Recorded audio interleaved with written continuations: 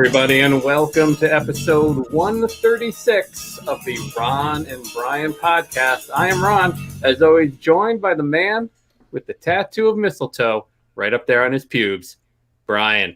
Brian, how are you for this, our annual Christmas spectacular? If I could line my head up underneath this Christmas stocking cap, or whatever the fuck we call these things. A Santa hat? I am so excited that it is Christmas. There you go. And why are you excited, Brian? This is my favorite time of year. All right. Easy enough. So we've got a great show ahead of you tonight. Even greater, it's our After Dark for our Patreon exclusive subscribers. It's our monthly pajama jam where we let them all join in. So if you are not a Patreon subscriber, you can see it on the screen right now. Go to ronandbrianpodcast.com. Go to the upper right corner, click on join, become a patron. And if you join at the bronze, silver, $10 level, $10 level or higher, whatever that is, you get access to the live Ron and Brian After Dark. But in the meantime, we've got some great stuff coming at you today, and we're starting it off, of course, with Drink of the Week. Drink of the Week. Na zdrowie. Salud. Drink of the Week. Pleasure. Drink of the week. Drink of the week. Brian, for this festive occasion, what did you bring as your drink? Oh, going with the classic, the Macallan 12. You love it. You know it. You've drank a lot of it in your day. This is my favorite show of the year. This is my favorite drink. All right, fair enough. Give it a sip. We already know you like it. I don't need any feedback on it. It's like if I just sucked off Jesus, that's exactly what it would taste like. An interesting analogy, but I guess appropriate for our Christmas spectacular. I am attempting to continue to go local with Drink of the Week. I was down in Philly picking up some beer from the good people at Evil Genius Beer Company down in Fishtown. This is their American Pilsner, kind of a long name. Might do a workout class today. Might eat a whole pizza. It's called Balance, sweetie. Look it up. A long name for a tall beer. I'm interested with a name like that. What are the accents? What are the flavors? What are you getting here? It's a very traditional American Pilsner. I would put this right below the Broken Goblet fucking Pilsner as far as taste. It's up there. I would put it as solid number 2. Wow. Now, how does that rank with Lager King? Our official lager of 2020. I mean, Lager King is just its whole other universe. It's my favorite lager, and I would say probably one of my favorite spring, summer, early fall beers. It's not really lager right now. I believe I still have one lager left, a Lager King left. I may drink it during After Dark. I do have another Evil Genius beer lined up for After Dark, but I will save that for our Patreon exclusive content. You want to be steady. You do not want to get too drunk during the regular podcast and then make some mistakes during After Dark. You just don't want to do it. I almost mixed it up. The second beer is going to be an Imperial Stout. I almost drank it this time around. I'm like, nope. I know what happens. You get smart, sassy Ron during the After Dark when you do that. I need to keep my head on the swivel. I got to be able to change into those pajamas for the pajama jammy jam after this. Do you actually have pajamas?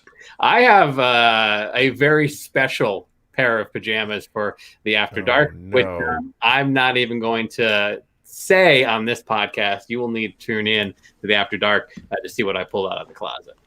My pajamas are already laying down on my bed. All right. Did you press them? You get a nice crease in them? I washed and pressed my pajamas. Very nice. Very nice. All right. Well, let's keep things rolling here with a little up. We got to get the This Week in Racism theme going.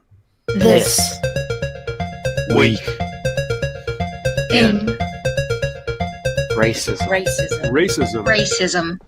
So one would hope coming so close to Christmas that we would not have a lot of racism to talk about. Unfortunately, many This Week in Racism stories this week. Let's start off with a report by the Air Force Inspector General that came out on Monday of this week, which states that Black service members are far more likely to be investigated, arrested, face disciplinary actions, and be discharged for misconduct. The report also said that Black members of the Air Force and Space Force are less likely to be promoted to higher enlisted and officer ranks, and 1/3 of them believe that they don't get the same opportunities as their white peers. Senior leaders have asked for updates within 60 days on how to address a number of issues from the report. Going up to Boston, an unnamed police sergeant was caught on a colleague's body cam bragging about hitting Black Lives Matter protesters with his car earlier this year.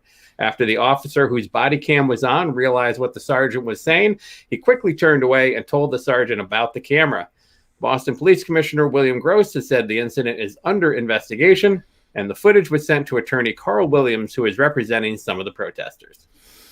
Question for you. I'm not sure if you're aware of this, but what are the regulations for when police officers have their body cameras on or off? My understanding was the whole point of a body camera is that if there's any activities that are taking place, there is a video record of it. The body camera is there to protect the police officers from claims of police violence. Well, and apparently in this instance, it was a group of police officers standing around. I guess the body cam that it was caught on, the officer didn't realize it was on. And when he did, you can actually hear him on the video, like apologizing, saying, "Oh, I don't know how this turned on." So it clearly, I don't get it. There is certain, and I think I believe it's a case, and it's the same thing with dash cams, and we'll get into this in a story we have towards the end, where if they are responding to non-emergency calls, they do not need to engage a body cam or a dash cam. It's only in an emergency situation where they feel there might be an interaction where they might have to draw their weapon, where they will typically turn on the body cams, or they can do it at their discretion if they feel, it's in their best interest. But typically the emergency calls need to be recorded. Which goes back to a point I made in probably episode 2, which is that we should all have body cams on our bodies recording 24/7. I mean, you've been saying this for a while, no question about it. It's been, it's something I'm not sure whether you realize this. I wrote a book report in the 3rd grade on the need for body cameras. We're talking 1964 PS20. I got a B-, not one of my better grades that year, but I was awfully proud of the work. Well, you were ahead of your time, as you often are. No more. We got way too many police stories this week, too. This one is from Columbia, South Carolina. A 71-year-old Black man who was forced naked out of his house at gunpoint by police has filed a lawsuit against them. Body camera video of the June 2019 encounter shows Officer Vincent Mentasana cursing at Jethro Devane and ordering him to stand outside his home naked at 4 a.m. The police were looking for a group of teens that were possibly breaking into cars and initially thought Devane's home was vacant. Mentasana held a gun to Devane's head for 90 seconds while other officers searched his home despite not having a search warrant. The lawsuit against the Rock Hill Police Department claims gross negligence, emotional distress, and false imprisonment. Don't know that you need to hold a gun to a naked man's head for 90 seconds. Clearly, he does not have a weapon on him. Now, outside of a consensual sexual relationship, now, if this is something that the two parties have agreed upon, that you do want to hold a loaded gun to your naked 78-year-old man in bed, this is something the two of you come to an agreement on in writing beforehand, right, then it's okay. What people do in their bedrooms, I don't want to police. Listen, I would like to police the police. Right. Yes. Ron, right, back to you. Thank you. Going to Memphis, Tennessee, a man has been charged with civil rights intimidation after threatening to hang a Black woman during a parking lot dispute. Clinton Jeffries admitted to police that he used a racial slur towards the woman after she left a shopping cart in a parking space he wanted outside of a Kroger. The woman states that Jeffries boxed her in with his car, rolled down his window, and called her the N-word before telling her he would, quote, hang her from a tree. He then followed her as she drove back to work, followed her into her workplace, and threatened to cut her neck if she took his spot again. Turned himself into the police, admitted to using the slur, admitted to threatening to hang her. In addition to civil rights intimidation, he was charged with simple assault and, get this, released on his own recognizance. So you can basically threaten to hang someone, admit it, and then just, they're not going to set bail for you. Wow. Yeah, that one's a little rough. Little Elm, Texas. A black couple woke up last week to find their 2 cars set on fire and Trump 20 spray painted on their home after putting a Black Lives Matter sign in their yard. Jayla Gibson and Charles Crawford suspect the sign might have triggered vandals to attack their home, as the Black Lives Matter sign was defaced with the same red spray paint used on their home. The Little Elm Police Department has opened an arson investigation into the matter. And then going up to Murdoch, Minnesota, the local city council is receiving pushback from the community after approving a conditional use permit for the Asatru Folk Assembly to open a whites-only church. Council members say they were advised by their attorney to approve the permit for legal reasons to protect First Amendment rights.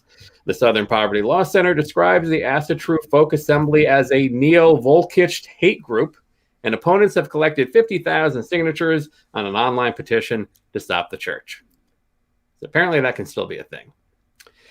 And then, considering that there's a separation of church and state, it does seem odd that in the balance of racial discrimination and religion trumps in this case. Yeah. Pardon the pun. I didn't mean it that way. Yeah, but it's the fact that we need to respect people's right to religion over people's right to racially discriminate.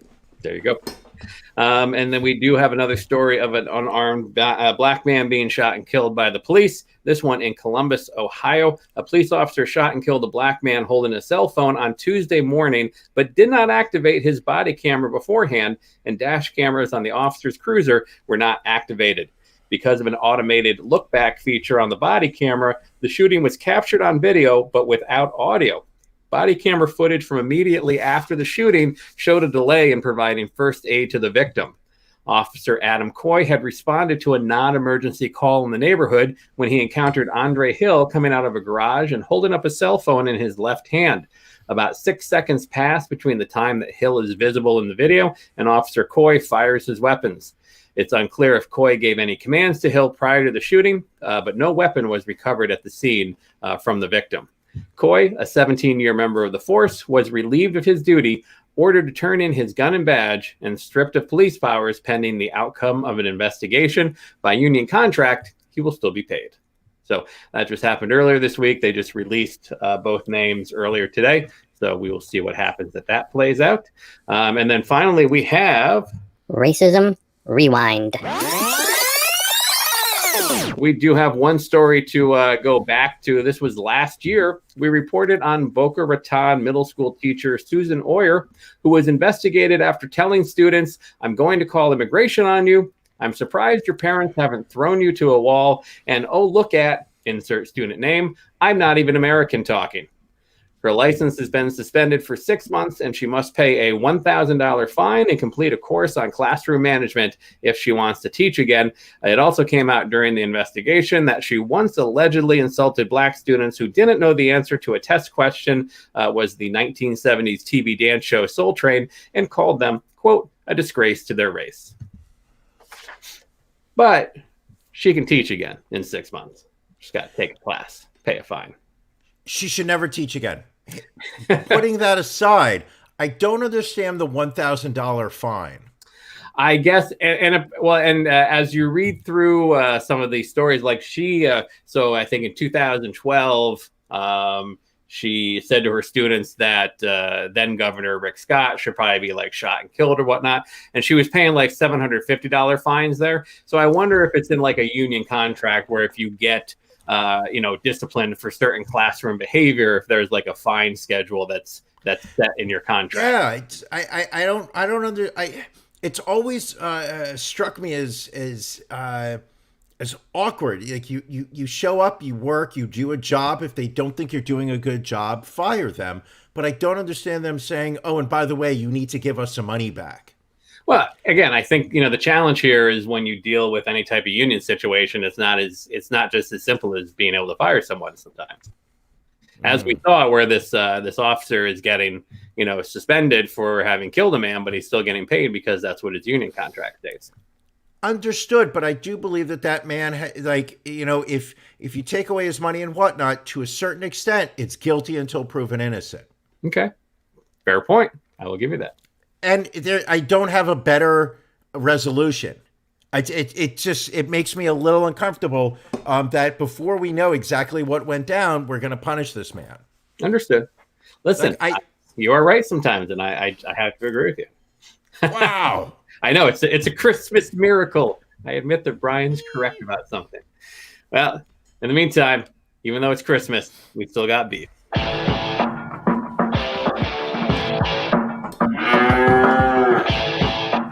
Ron and Brian's Beef of the Week.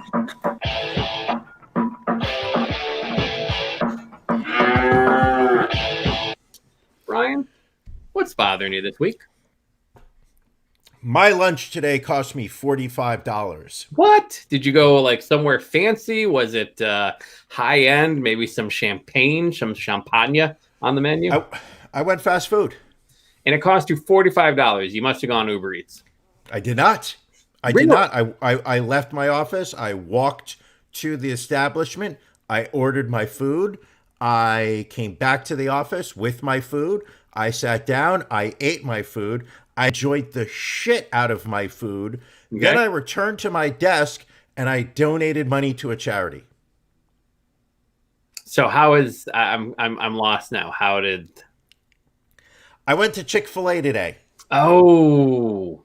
I broke down because I was just in the mood for a fried chicken sandwich. I wanted it done well. And I walked, so I went to Chick-fil-A. I wound up getting a spicy chicken deluxe meal. Then I also had to get a small order of nuggies. Of course. Came back, I ate the whole damn thing. It was so good. And with each bite, I felt a little more of my soul creeping out. You felt each bite was... you felt yourself betraying the LGBTQ community that much more. Yes. With every nugget you ate. Yes. Okay. So that when I got to my desk, I looked up LGBTQ charity, and I came across a fine organization that is called... Hold on. I want to get their name right because they deserve it. Right. They are the Trinity Place Shelter. Located here in New York City. Their mission is to help homeless, lesbian, gay, bisexual, transgender, and queer youth and young adults in New York City safely transition out of the shelter system and grow into independent and productive adults. It's a non-sectarian 10-bed transitional shelter that provides youth and young adults with a safe place to sleep, shower, eat, and store belongings.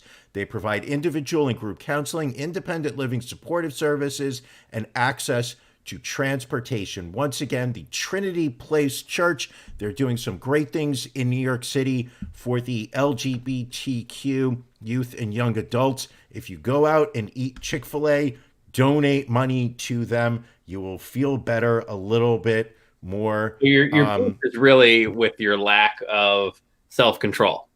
No. Your beef is with Chick-fil-A sponsoring anti-gay legislation, which then makes you feel guilty from eating, so that you then had to donate money. Yes. Okay. Absolutely.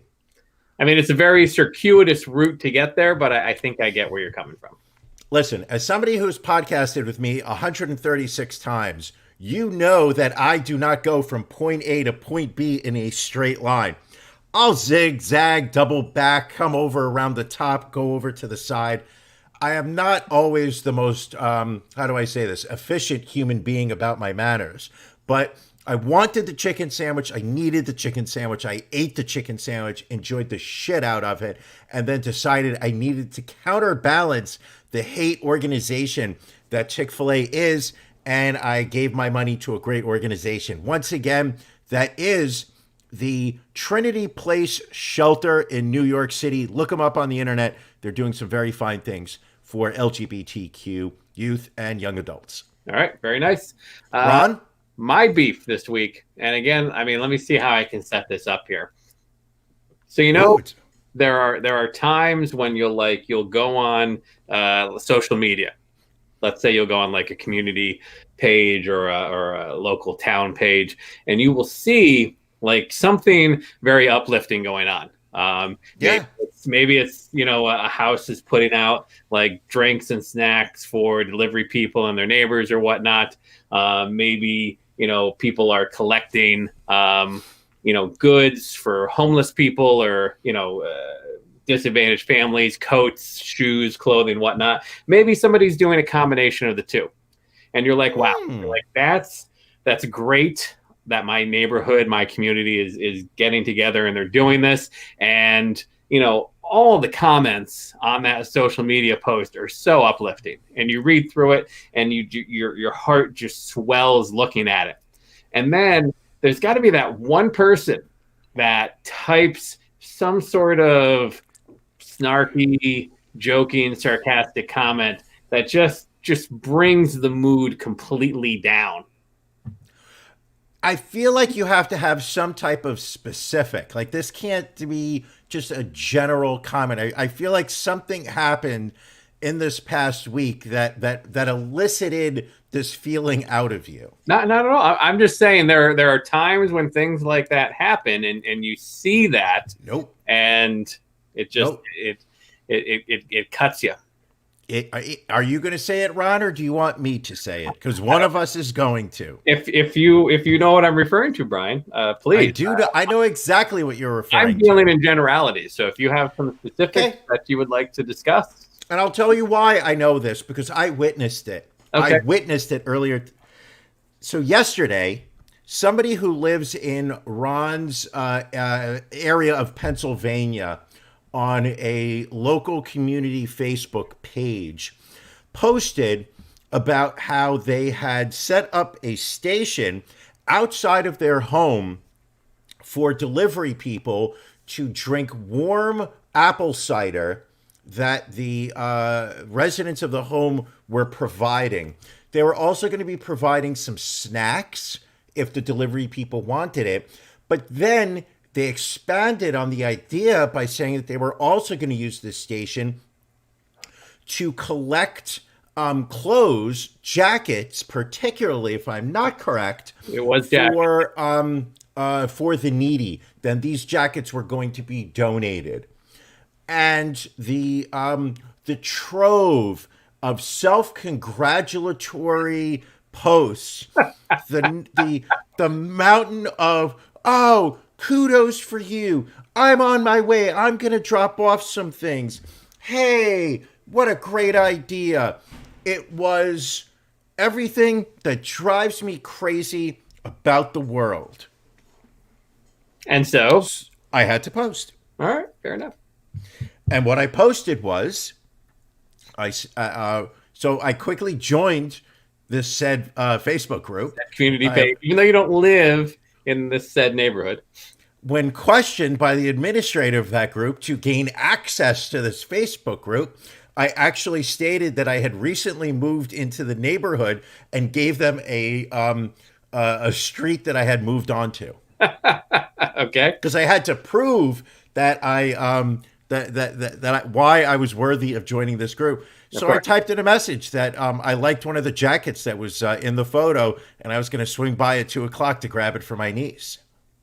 So wrong. So wrong, Brian. So wrong. Now, Ron, how did that go over in your home? Not well. Not well. There was cursing, not by me, but by another individual in the household who did not find the same sense of humor in it that you did. Was there genuine cursing? Well, there was, yeah. That happening, Brian, I believe, was one of the statements made.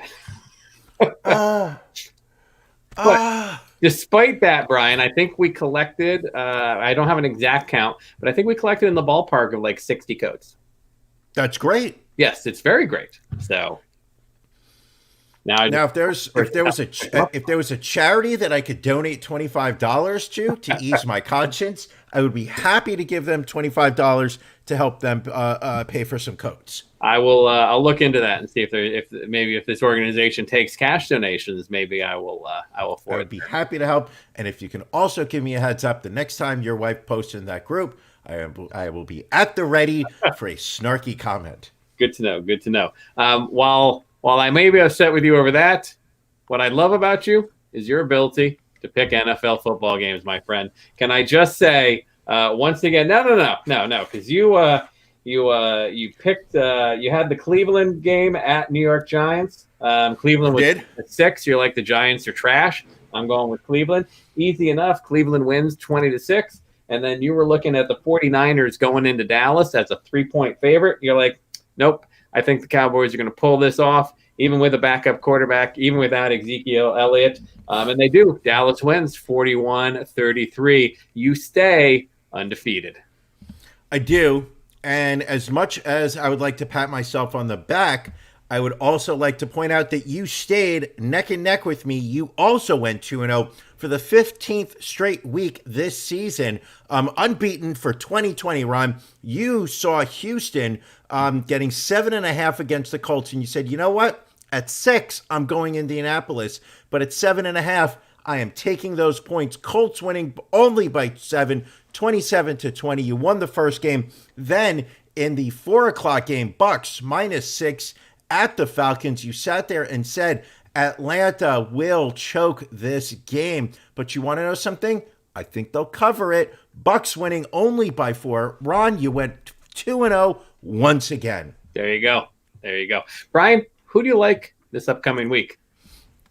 This week, I've got a couple picks, and I feel good about them. Right. Having watched the Bucks last week again, the formidable Falcons, I think, sending them into Detroit, not even going to be close. Tom Brady is playing for a better spot in the playoffs. Bucks -9.5. Lay those points. Also, if anybody has been watching the self-destruction that the Pittsburgh Steelers have turned into, it's just going to keep getting worse. Colts -1.5 in Pittsburgh. Steelers go 0 for 5 on their current streak. Lay the points all weekend, people. There you go. Ron? Going into this weekend, I like Green Bay battling for a 1 seed over there. They're 6-1 at home. They've got the Titans visiting. They're favored by 3.5. I like the Packers. And then Cincinnati, who upset those Steelers this past Monday night, they're going down to Houston. Cincy's getting 8 points. I don't think Cincy wins, but I think they lose by less than 8. So take Cincy plus the points, bet the Christmas money on it, and you'll have some money to go out on New Year's. Ron? Yes, sir. What did you eat tonight? We actually ordered out. We got a pizza tonight. Now, is this like a DiGiorno pizza, or is this like a real pizza? We got it from Luigi's, the place that we've ordered when you've been down. What were the toppings? Walk me through it. It's just a cheese pie. Went very toppings today. No toppings tonight. Now, is that because you're saving money so you can buy more apple cider to put out in front of your home tomorrow? Sometimes I'll do half cheese, half pepperoni, because I do like pepperoni on my pizza. But tonight, I was like, let's just go with the cheese. And then got some mozzarella sticks to go along with it. Mozzies. Yep. Vegetable? No, not when you're having a pizza. What are you going to beverage? Beverage, I had a Coke. Regular Coke, Diet Coke? Regular Coke. What about the wife? What was she drinking? She drank seltzer water.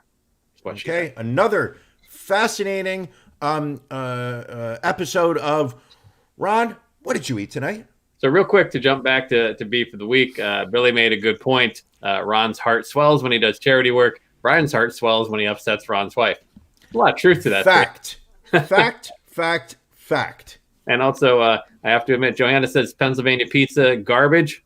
It is compared to New York. I mean, I will say Luigi's is the closest to decent pizza we get around here. Would you agree? You've had it. Yeah. No, it's decent. Not pizza. New York pizza, but as far as outside of New York pizza, about as good as you get. That's a spicy meatball. So we, being the holiday season, Brian and I wanted to exchange some gifts to each other. And so we decided to get some cameos for each other to wish each other happy holidays. Yes. So we have a couple. Brian, is there? You went a little overboard, I have to admit. We said we were going to get one each. We set a certain limit. You seem to go a little bit overboard. I seem to see 3 of them that you got here. I'll tell. I ordered them I went with the person that I thought that I wanted as my guest, which was a little bit over what our budget was, but timing, it was perfect. Having watched the Cameo, I did not feel satisfied coming into the podcast with that cameo. So I went back and got another one. Okay. And while I was waiting for that one to come in, I was concerned that I wouldn't get it in time for the podcast. So I looked up people that had a response time of less than 1 day, and I got the third one. Okay. So you want to do these in the order you gave them to me, correct? Yes. We'll start off with the one I'm most happy with. And the thing about cameos, and we've spoken about this, they're hit or miss. Some are genius, are incredible. What was the Trap Nasty one that we did last in the first? Trap Manny. Trap Manny. That was genius. That was the best $5 I've ever spent. Who is that? That is from the Partridge Family, Danny Bonaduce. Danny Bonaduce, and he has a message for you, Ron. Let's see what it is. Hey, Ron, a quick shout out to your podcast, which is called the Ron and Brian Podcast. Hey, you couldn't. Who's supposed to buy it? I don't know. Ron and Brian, that's who. But you know who's not on your show? Me. I'm like one of the most popular podcast guys you can ever get. I have a bunch of sex and drugs and rock and roll stories. But whatever, you don't need me. You don't need me. Brian tells me that you're great, smart, funny, and that you're so important despite being an unemployed cokehead. I feel a little bit weird saying that, but you go back, I don't know, to 1985, and I am an unemployed cokehead. And if you put down the blow and you work really hard, you can be like me, short and chubby. But that's not the main of the meeting right now. You guys really love each other. You need each other, and I think that's cool. And by the way, if you give me a good shout out, I'll do your podcast. And remember, it's been difficult, but 2021 will be better. Well, number one, thank you. Number two, we clearly have to fucking get Danny Bonaduce on this podcast, because that would be, I think, our best interview ever. Bonaduce, it's amazing. I will give you credit. That was a very good cameo. He did a good job. He did a great. He gave me what I was looking for when we agreed to do this. All right, but the first one you had picked, and let me get this one up here. Comedian Jimmy Norton, Little Jimmy. We know him. We love him. Absolutely. And let's see how he did. Ron, this was booked by Brian. I guess you guys are podcast partners.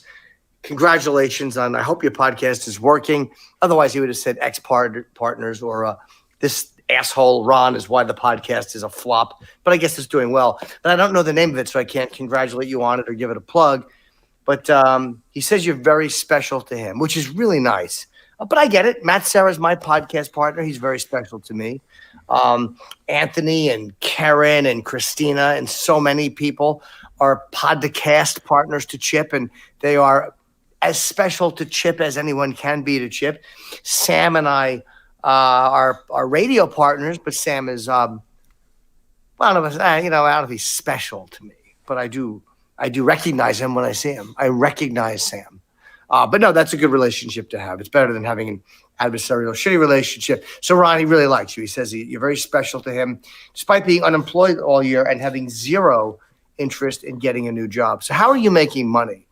Are you guys doing really well on the podcast? Are you fucking Patreon? Or are you just a bum? Or do you just kind of have money saved? Or are you independently wealthy? And you guys saw me in Philly, or you saw me in Philly, thank you, and you threw up in your mouth and swallowed it after seeing me perform. Well, thank you. I don't know if that's a good thing or not. It could be you're so upset that you get ripped off on tickets. I fucking paid for that shit, and you went to puke and you swallowed it, or you laughed a little, or you thought of the graphic nature of a joke I did maybe you thought of something I said. Oh, yeah, that's fucking disgusting. I don't know. It's all too vague, Ron. But apparently it's a good thing. So thank you for being a fan. I really do appreciate that. I wish I knew more about your podcast. I'm going to guess it's a comedy podcast, not a sports podcast. Maybe I should say fucking podcast again. We heard you, Jim. Podcast. What's going to be a podcast? Podcast. Fucking idiot I am. Anyway, Brian loves you. I guess that's the point of this whole thing. Happy holidays. Happy birthday, whatever the fuck your birthday is. Congratulations on your podcast being in existence. And here's the point of the whole fucking thing. You're special to Brian. He really appreciates you. All right, buddy. Have a great holiday. All right, I liked it. I mean, I get what you're saying. He kind of goes on at points. And here's where I think one of the problems is with Cameo is the limited number of characters they allow you to type in to get your message across. And I think when you have to truncate the message, because that's kind of what happened with the Cameo I got for you. Like I typed out this whole thing and I'm like, well, I got to cut this down now. So I think you kind of lose some of the message and trying to fit it into like 250 spaces. You get 250 characters. So I lost for Norton, and I didn't think it would be an issue with him.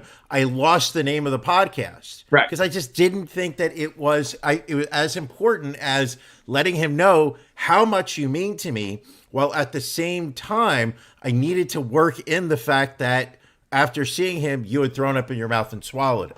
Right. I mean, that's just a key. So would you like to tell the story of that? I think it's an entertaining one. So we went to see Jimmy Norton at the Fillmore in Philadelphia. You and your wife, not me. Not you. So we got tables near the bar, and I was having a few beers, and I was drinking an IPA, which I mistook for a lower alcohol beer. So I had way too many beers, and we walked out to another bar, and my wife was like, "We need to get you home." She's like, "You're way too drunk now." And so we managed to call an Uber, and it was one of those things where you didn't want to throw up on the sidewalk, but you end up like throwing up and you catch it in your mouth, and then you're like, you just got to force it back down. Maybe I'm the only one that does that. I don't know. But I did it. Ugh. Not proud of it. I am proud that I didn't throw up in the Uber guy's car on like the 45-minute ride home because I was so drunk I could not get anything other than an Uber pool. So we had to go to like Northeast Philly to drop somebody off and then drive back to get dropped off. So, yeah. You do realize how you would have been thrown out of the cab. Like, the second that you threw up in that guy's Uber, he would have thrown you out. Yeah, exactly. I was like, we need to get home.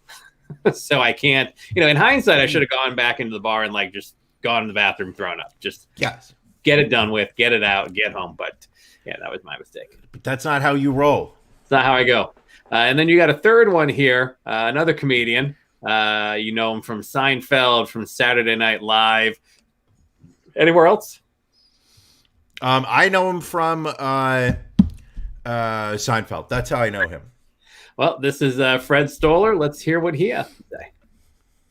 Hey, Ron, I'm Fred Stoller. Maybe you know me as Cousin Gerard and Everybody Loves Raymond, Fred Yerkes and Seinfeld. Get off the phone guy in Dumb and Dumber. That's what I always say when I see my mother. She goes, who are you? What have you accomplished? I said I was on these shows. She goes, show schmoes. Can't you be like Ron? Him and Brian are productive. They have a podcast called the Ron and Brian Podcast. All right, my mother doesn't say that. That's the voice of my mother in my head comparing me to everybody. Well, I'm really happy for you. I wasn't happy when Jerry's foot fell asleep. I said, you're lucky. At least you got something to do. I envied him. But Ron, the chemistry you got, I mean, Brian wants me to tell you that he loves you, cherishes you, looks forward to your weekly chats, and it makes him a better person. And you challenge him mentally, and he's glad you're in his life. This is so awesome, productive, and creative, stimulating. I don't envy you. Maybe do it when your foot falls asleep. Then you have it all. But no, I'm just kidding. This is awesome. I'm very happy to convey this message. Have a happy New Year. Have a happy everything. You guys are great. All right, so not bad. No, not bad at all. Made some references that I think you would probably need to know some of his work to get, but I remember him on Everyone Loves Raymond. I do remember his character on that. His character is the same regardless of what he's in. Always. But he was very prepared. I will say that. Like Jimmy seemed very off the cuff. Danny Bonaduce seemed very off the cuff. Fred clearly has like a script that he does and then fills it stuff in the middle. He's got his script. Then he reads out of like the 250 characters that you typed up. He pulls out what he can, and then he closes it up in the end. All right. Well, now after a long-awaited time, the Cameo that I went out and got for Brian, and this is very difficult because if you go on Cameo, there is a ton of people there, and there are a ton that seem like they'd be a great idea. And then you look at some of the videos they've done for other people, and it just doesn't. Like I looked at like Anthony Scaramucci, he stunk. Mooch. Corey Lewandowski, he stunk. But I kept coming back to this one gentleman because Brian, I would say over the last couple of years, you've developed a love for the city of Philadelphia, haven't you? I do. It's my second home. So I went with a local celebrity, a Philadelphia Eagles super fan, and you got me gritty YouTube celebrity, and that is EDP 445. If you're wondering what the EDP stands for, you will learn that very momentarily. But he has some very heartfelt words for Brian. Hey, yo, Brian, what's cracking with it, motherfucker? It's your boy. Eat that pussy 445, man. I want to chime up in this motherfucker, say what it is, nigga, and wish you a Merry Christmas, nigga, and a Happy Holidays, man. I want to say thank you so much, my nigga, for always fucking with the content, being a valued member of the Eat That Pussy movement, my nigga, and holding it down for your big bitch, man. You know what I mean? We're a fucking army of 2 million plus strong, my nigga, and we will never go quietly into the night, my nigga. You heard? With that being said, man, you're a fucking dumb bitch for dropping $900, nigga, at a strip club, motherfucker. I would have cut your fucking neck, my nigga, if I was your fucking wife. You got me fucked up.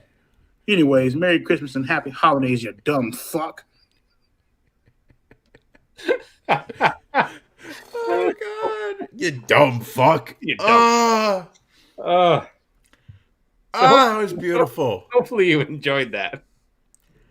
That was beautiful. I'm going to ask that you send me a copy of that because I need to save the audio. It's just, and again, I feel there were others that he did better on, but he is one of those guys that is worth the money that he charges on there. And you want to know something? And this is where, and I know that this is an ongoing theme of our podcast, which is the fact that you put the work in, you put the research in. I would have scrolled right by this guy. I never would have thought to click to see what the quality of his videos are. Well, and to be fair, if I didn't live in Philadelphia, I only know of him because he got famous for these weekly rants that he does about the Eagles on his YouTube channel. And so he just happened to like pop up, and I'm like, he's got to be fucking epic doing these Cameo videos.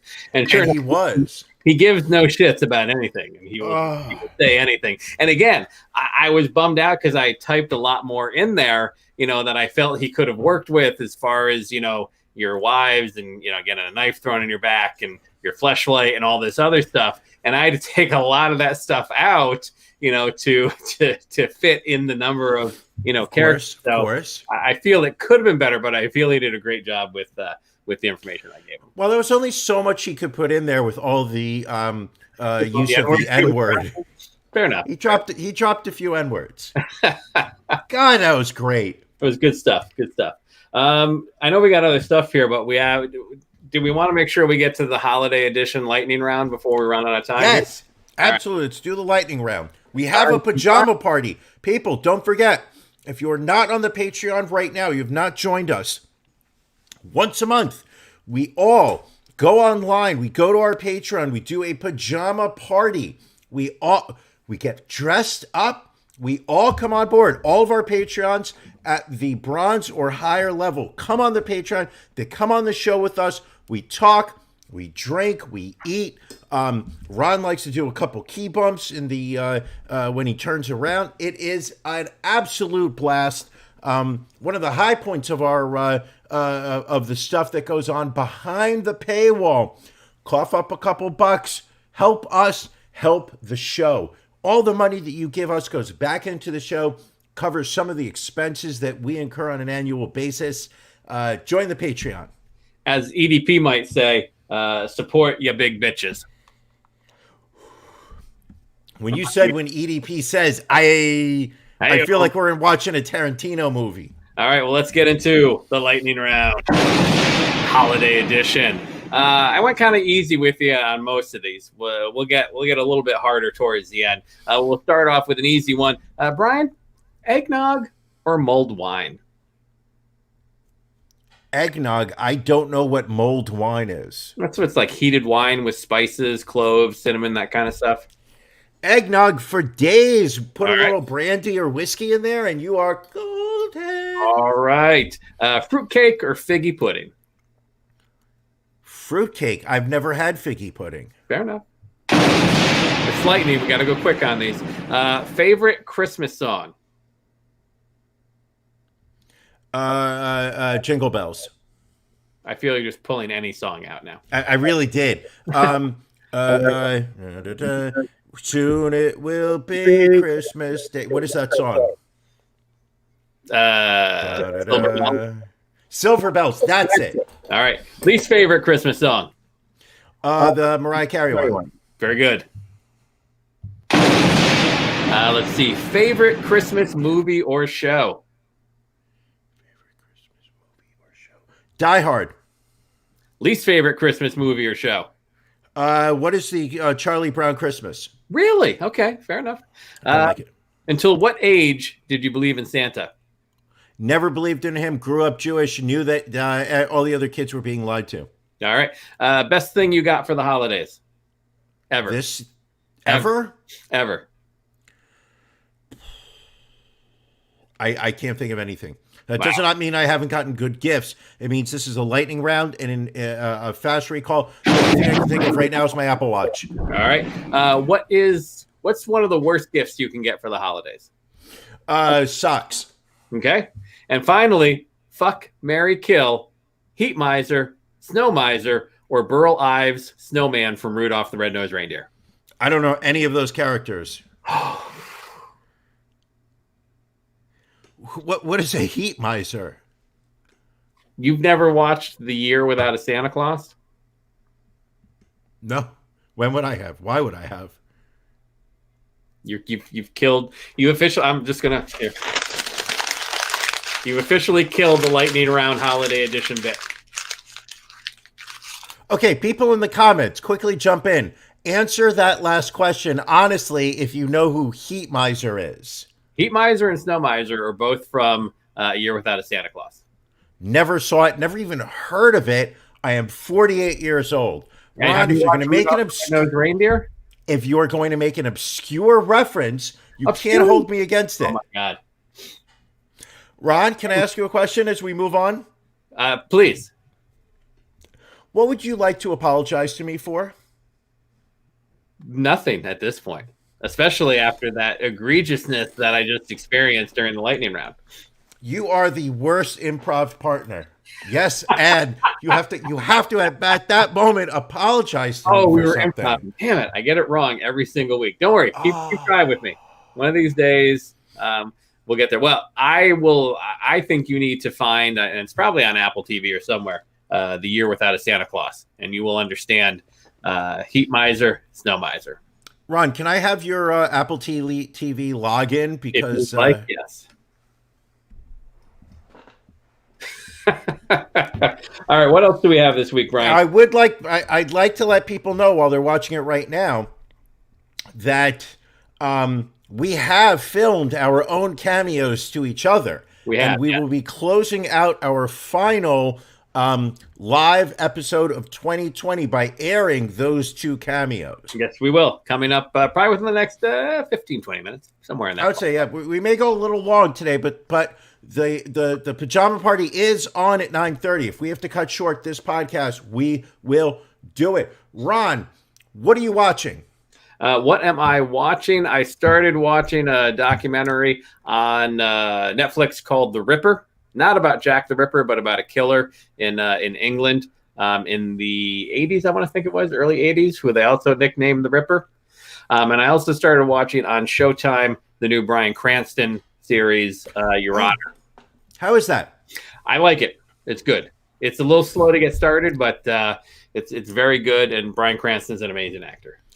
Do you want to know what I'm watching? I do want to know what you're watching. I finished The Mandalorian. Such a good final episode. Such a bad final episode. What a week! Do we announce that we're gonna give out some spoilers? I mean, spoiler alert. I guess that's our spoiler sound effect also. Was it such a disappointing fucking ending? No. It was, as it ties into the Star Wars universe and what we saw become of Luke Skywalker between the original trilogy and the last trilogy. I feel what happened really fits his character arc, if you will.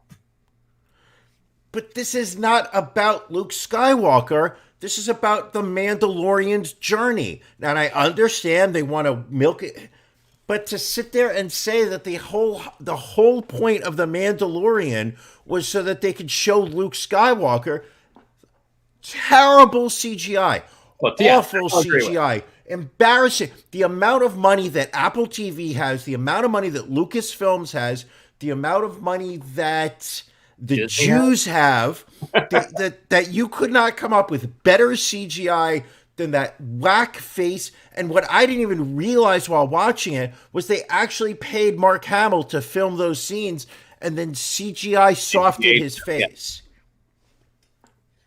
So I will say this. I don't think we went through the whole season just to get to Luke Skywalker. I think the Mandalorian did have his mission, which he completed. He needed to deliver the Grogu to Baby Yoda. Do not call him Grogu. His name is Baby Yoda. He needed to deliver him to a Jedi, and the Jedi that he delivered him to was Luke Skywalker. And and when you look at it, they said when he met the previous Jedi and she wouldn't train him because of Baby Yoda's emotional attachment to the Mandalorian, it left me with a little pedo. There was a little pedo vibe going on between Baby Yoda and Mando. The way they were looking at each other, it made me feel a little uncomfortable. Was there a little bit of fan service maybe to have R2-D2 in there? Yes, I will give you that much. But I do feel that, Luke Skywalker, when you look into his arc over the last 3 movies, I feel it kind of plays into the story. Let's just pull up a couple of comments real quick, though. Dom says this is the most passion you've had since your strip club jaunt. Very true. I was feeling passion that day. Brian, you're missing the point of the episode. It's about Mando being the heir to the Mandalore now, even if he doesn't want to be, which true is interesting. You forget the fact that he now wields the Darksaber, which really makes him the leader of Mandalore. But does Mandalore exist? I thought they all got wiped out in the great purge of '84. And another good point, we don't know how passionate Brian is with his fleshlight. So a very good comment there too as well. Hell. We will have Mandalorian back in December of 21, and also a new Boba Fett series apparently, because apparently there was a post-credits scene in that final episode, which I didn't stick around to watch. Yeah, and the outrage I had on Friday night after everybody telling me you have to run home from work and watch the last episode of The Mandalore. OMG, all caps, exclamation point. I turn on my Apple TV. I turn to the Disney Plus app. I click on The Mandalorian, and you know what I see on the screen? What, Brian? 6 minutes left. Restart or start at the current placement. So we got there before you did. Well, thank you. Not the first time in my life. No, not at all. What else do we have for this episode? Oh, well, COVID relief obviously has been the big news. The COVID relief package, which does not appear will pass at this point. Which I don't know that it should in its current state. Providing $600 to the majority of Americans, which only makes up about 200 billion of this 200 million of this $900 million relief bill. There is a lot of bullshit cash stuffed into this package. I saw today that there is $15 million going to Pakistan relief and $10 million that is going to Pakistan gender programs. Now, putting aside the obvious, what's the word I'm thinking of? Anti-LGBTQ scares that are going on the right side. The fact that as part of the COVID relief bill is $25 million to help Pakistan. Nothing against Pakistan. I was not turned off by that country by our Indian guest a couple episodes ago, Preeti, who is certainly pro-India. The fact that 1 penny of this money is going to help other countries is something I cannot stomach. The fact that we are going to give $25 million to Pakistan and cut short the amount of money to Americans is something that literally turned my stomach looking at. Well, and the tax breaks that are built into this, I mean, there are so many tax breaks, and the Joint Committee on Taxation actually took a look at this bill and estimated that, the tax extenders and the tax breaks that are built in here will cost this country $110 billion over 10 years. The fact that they put that after 8 months, has it been 8 months? It's been 8 months of horseshit from Congress refusing to bend from their partisan nonsense to help the American public. The fact that they finally agree to $900 billion, of which $600 goes towards people who need it the most, and somehow wrote a 5,500-page document, the length of that bill, and then somehow expected and demanded Congress people vote on this bill within hours. Nobody has read this bill. Nobody has read this bill. There's not enough time for one person to read this bill. It is Congress at its worst. And you look at some of the tax breaks that are being given there, like so corporations can now 100% deduct business meals. So you go out, you drop $300 on a steak lunch, and you can write that whole thing off. And that also, if you receive a PPP loan and your loan is completely 100% forgiven, you can also take a deduction for that loan. So you're getting money. Whoa. Hold on a second. Right. The government is, hold on. Now you touch a little sore spot here. Okay. So an American company that was offered money by the federal government to maintain their payroll, maintain their staffing, to help their employees. You're saying that they should use that money to, and these are companies that the American economy has been hurting. Without that PPP loan, there are companies that would have gone out of business that are still, because of the PPP loan, in existence now. That money has been spent on payroll and other business-related expenses to keep them in business, such as paying rent, utilities, phones, and whatnot. You then want them to pay taxes on that, on top of that money, like it's income? No. I'm saying they wouldn't have paid taxes on it because it was forgiven.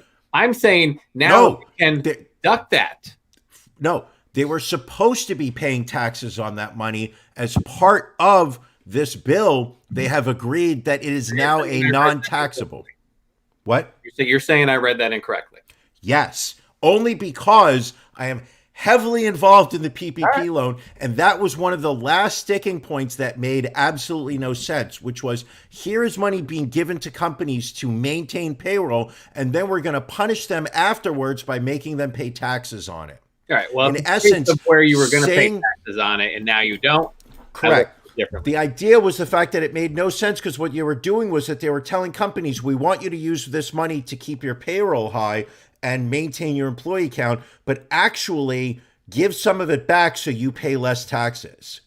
The whole point of it was to keep people employed. With that said, Congress is a shit show and it should be burned down.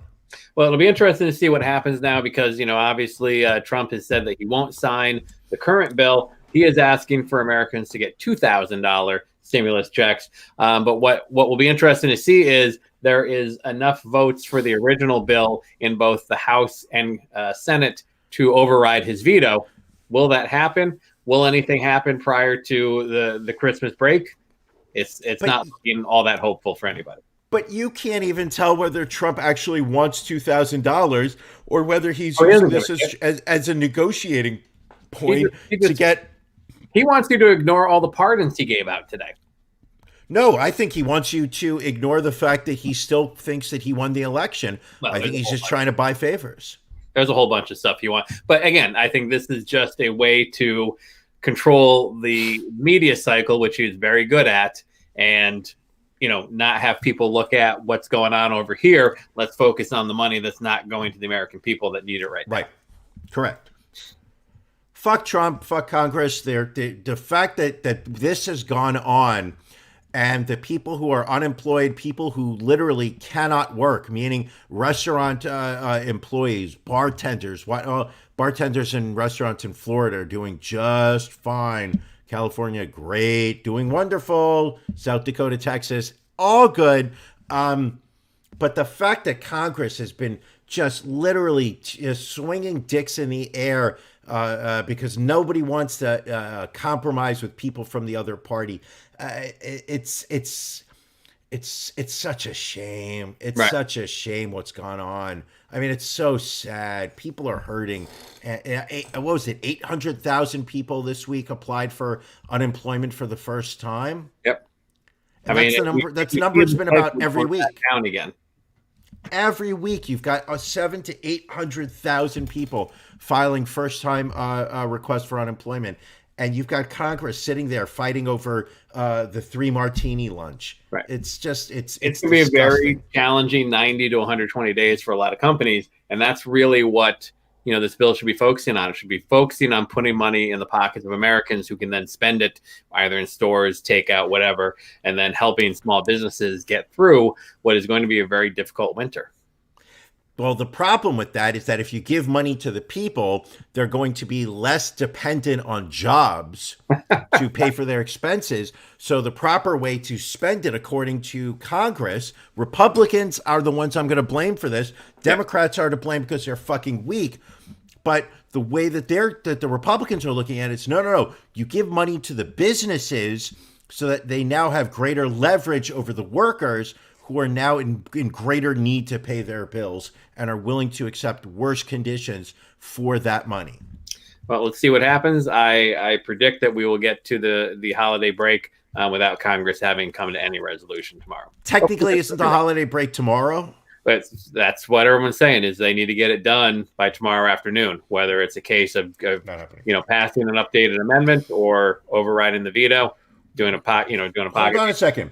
What do they need to update? They haven't even put it in front of them. So they are voting. So what has been presented in the House, and I think it was AOC and one of the other representatives have put together an amendment to the initial bill that would up the stimulus checks to $2,000 per person. So they're going to the House and the Senate to coincide with the bill as it is currently written. So we'll see what happens. It's disgusting. All right, let's get to this next. Ron, do you have any good news? Well, there is justice in the world sometimes, Brian.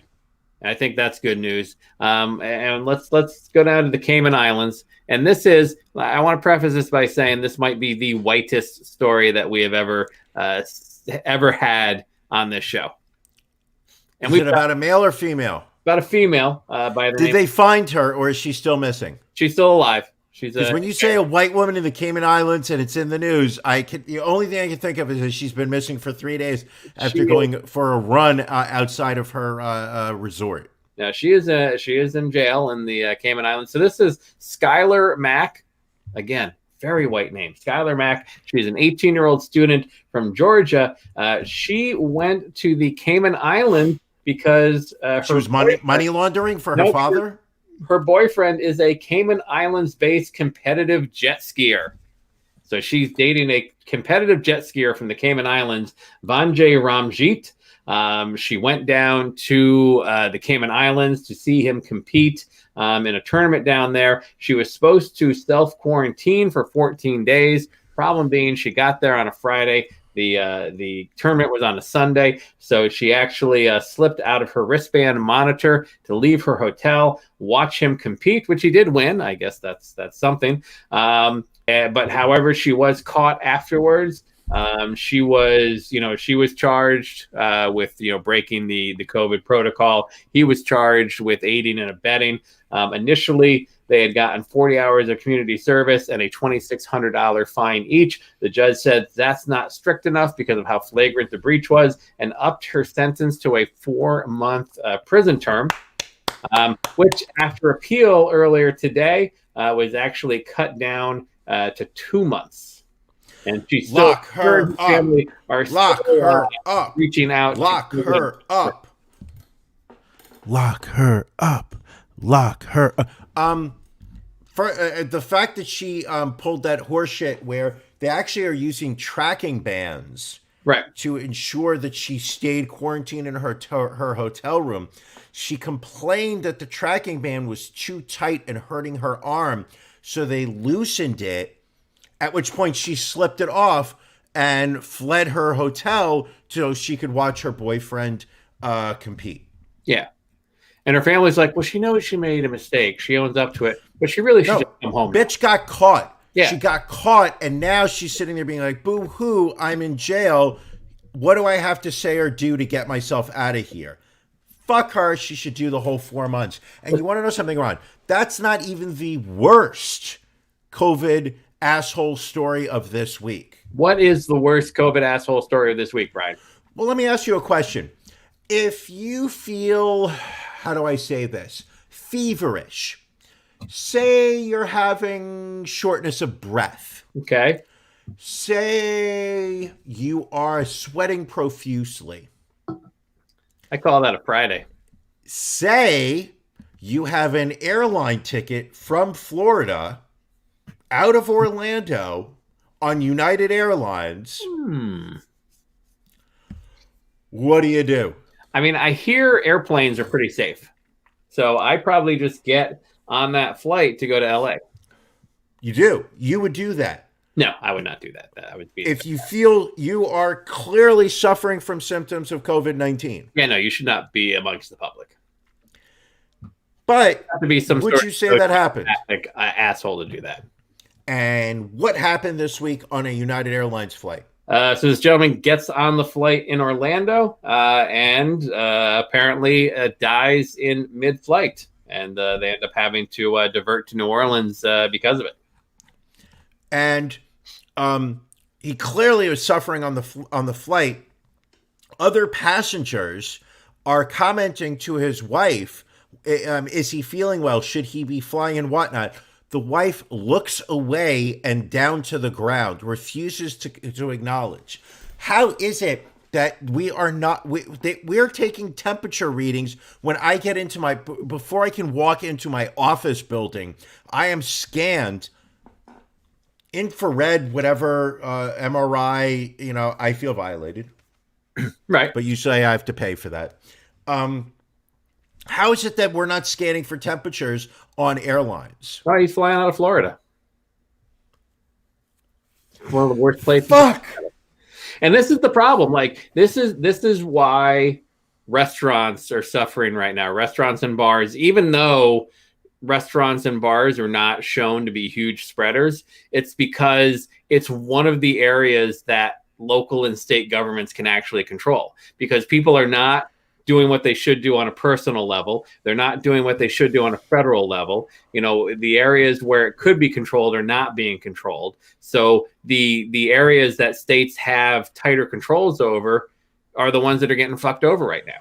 And the problem, everyone wants to blame the government for it. But the fact of the matter is the bulk of the American public isn't doing the shit that they should be doing. If everybody had just masked up and limited themselves for 30, 60, 90 days, this shit would have been over now. Look at New Zealand. This is the federal government's fault. They did not set a Right. They did not set a national standard. They literally sat there. They spent a couple weeks trying to do something. Then they threw their hands in the air and said, "Hey, this is a state issue." And what happened as a result of that is that states run by Republicans who followed the lead of Donald Trump, who was downplaying the threat that this virus had on the American society. They created standards that literally were, hey, we're not going to do a damn thing. It's just everybody's personal responsibility. And hey, we'll see what happens. Democrats responded in the opposite way and started locking down absolutely everything. That's the pisser. All right. Well, we don't want to run too long because we do need to change into our pajamas for the After Dark Pajama Jam. So that's very important. But before we wrap up our very special Christmas extravaganza here, you and I did record a couple of cameos for each other. Do you have any preference over which one I play first? I think you should play mine first. Okay. And then I would like to watch the one you did for me. All right. Well, let's see Brian's cameo for Ron. Hey there, Ron. This is Brian from the Ron and Brian podcast. Your friend reached out and asked me to make a video for you. He told me that you are one of the most important people in his life. And, well, he's not really comfortable around other white cis males. So he didn't really feel comfortable expressing his feelings as I'm going to do for you from him. He says that he looks forward to not only his weekly 2 hours of recording each week, but also the multiple times a day that the two of you communicate, all the times that you make him laugh and the times you make him hurt, as well as the times that you help make him a better person. Wow, you sound like a great person, Ron. Anyway, kind of sounds like the relationship I have with my podcast partner, Ron, except he's kind of a dick. He's a real control freak, and he insists on running the show. Wouldn't let me get the Zoom password for months, but somehow insists on using my Disney Plus account whenever he feels like watching The Mandalorian. Also, I forgot to mention that he stole 1% of the show from me, so I don't really have much to say in how the podcast goes. Anyway, enough about me. This is about you and Brian. So, Ron, I hope you have a happy and healthy new year with that smoke show of a wife. And don't forget to check out my show, the Ron and Brian podcast, weekly video recordings on Thursday nights on YouTube, Facebook, and Twitch, and also audio recordings wherever you get your podcasts. All right, good.